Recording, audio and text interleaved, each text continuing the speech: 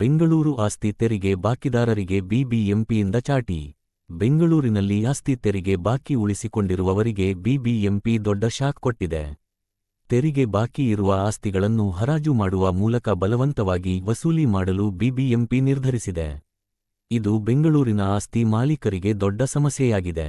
ಮುಖ್ಯಾಂಶಗಳು: ಬಿಬಿಎಂಪಿ ಆಸ್ತಿ ತೆರಿಗೆ ಬಾಕಿದಾರರ ವಿರುದ್ಧ ಕಠಿಣ ಕ್ರಮ ಕೈಗೊಳ್ಳುತ್ತಿದೆ. ತೆರಿಗೆ ಬಾಕಿ ಇರುವ ಆಸ್ತಿಗಳನ್ನು ಹರಾಜು ಮಾಡಲು ನಿರ್ಧರಿಸಲಾಗಿದೆ.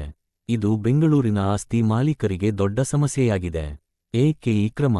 ಬಿಬಿಎಂಪಿ ಆಸ್ತಿ ತೆರಿಗೆ ಸಂಗ್ರಹವನ್ನು ಹೆಚ್ಚಿಸಲು ಈ ಕ್ರಮ ಕೈಗೊಂಡಿದೆ.